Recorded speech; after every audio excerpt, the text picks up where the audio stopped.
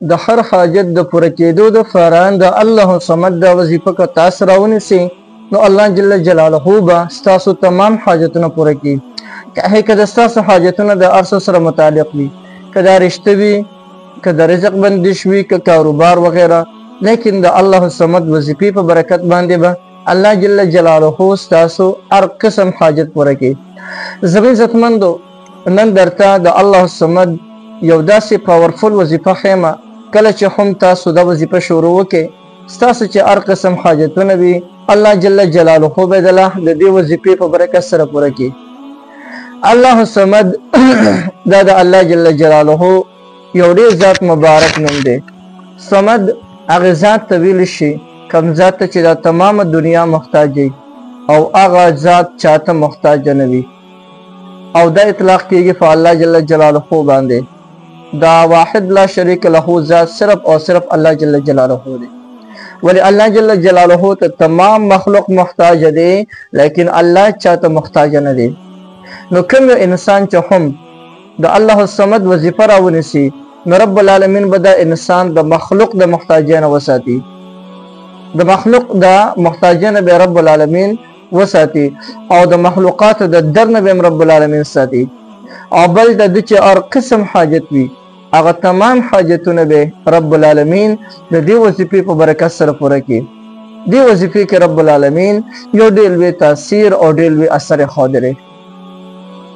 محترمو، زمونږ چې هر قسم حاجتونه وي او د هغې حاجتونو دپاره د الله صمد د وظیفه راونیسو نو الله جل جلاله به زمونږ او ستاسو هغه تمام حاجتونه پوره کړي. ګوره که د چا رشتې بندې وي او د رشتو بندې شوي نو که هغه هم د الله صمد وظیفه شروع کړي نو الله جل جلاله به رشتې کلو کړي. د چا کاروبار بند، کاروبار ورته نه میلاویږي، وایي هېڅ سر تندې مې نه لګي. د کاروبار د ملاوېدو دپاره هم د الله صمد وظیفه یو ډېره پاورفل وظیفه ده. که دا وظیفه شروع وکړي الله جل جلاله به دله مناسب ځای کې کاروبار هم درکړي. یا یو بل انسان دی او هغه وایي زمونږ روزي لنډه تنګه ده، د روزې د لاسه ډېر سخت پریشان راغلی یم، روزې کې مې اړه برکت شته نه. نو که دغه رونه او خویندې هم د الله صمد دا وظیفه شروع وکړي نو انشاءالله د دې وظیفې په برکت باندې به الله جل جلاله روزي هم ډېر زیات پراخه کړي. یو بل ورور دی او د هغه قرضونه ډېر زیات دي، هغه باندې قرضونه روغتې دي، د قرضونو د لاسه پریشانه دی. قرضدار انسان هم د الله صمد وظیفه راونیسي الله جل جلاله به تمام قرضونه ختم کړي او غیبي اسباب ورته رب العالمین برابروي. آن تر دې چې د ستا هر قسم حاجت وي، د هر قسم حاجت دپاره تاسو د الله صمد دا وظیفه رانیوی شي. دې نه علاوه که د ستا سره څه قسم نه پریشاني، څه مشکلات وي، څه بل څه آفت د باندې راغلی او ته د هغې نه خپل ځان خلاصول غواړې نو د هغې دپاره هم د الله صمد دا وظیفه دا یو ډېره زیاته پاورفل وظیفه ده.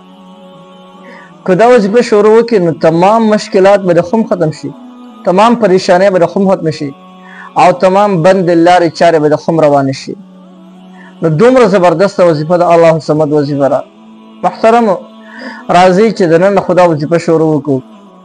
د دې رموز او د دې اسرارو نه هغه خلک خبر دي چا چې د دې وظیفه کړې ده او بیا د هغې ثمرات د هغوی ته پته لګېدلی ده. نو تاسو ته به خو پته ولګي چې کله تاسو دا وظیفه شروع وکړي. د وظیفې کولو طریقه دا ده چې دا روزانه پابندۍ سره د ماسخوتن د منځه نه پس به په یو ځانله ځای کې کښېنئ او 3 کرته به په رسول الله صلی الله علیه وسلم مبارک باندې درود شریف وایي. خو چې کله کښېنئ نو دا مخ به د قبلې طرف ته وي او ډېره بهترینه خبره ده که یو انسان کښېني نو دا اتحیاتو په شکل کې د کښېني او د قبلې طرف ته د ده مخ وي. د ټولو اول به 3 کرته په رسول الله صلی الله علیه وسلم مبارک باندې درود شریف وایي او بیا به 1010 مرتبه یعنی 1010 کرته الله الصمد وظیفه وکړي او بیا به 3 کرته په رسول الله صلی الله علیه وسلم مبارک باندې درود شریف وایي.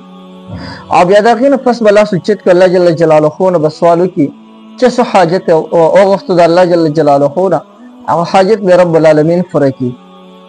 نو چې څنګه پریشاني وي د هغې پریشانۍ دپاره دعا وغواړه الله تعالی به دې پریشاني هم ختمه کړي.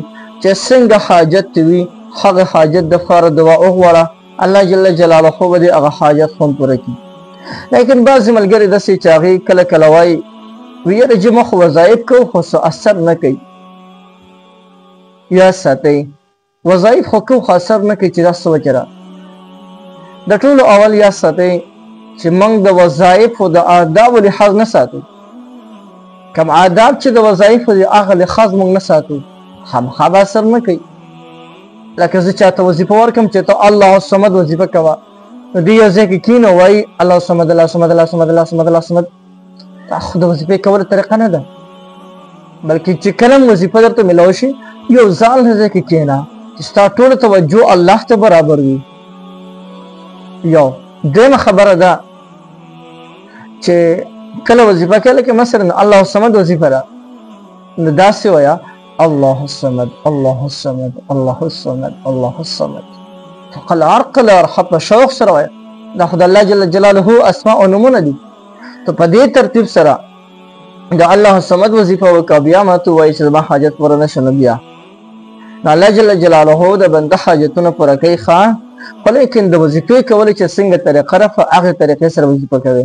نو محترمو د الله الصمد یو ډیره زیاته پاورفل او ډیره زیاته مزیداره وظیفه مې درته وښوله. نو بالکل محترمو دا وظیفه تاسو کولی شئ. د دې وظیفې تاسو ټولو ته مکمل اجازت دی.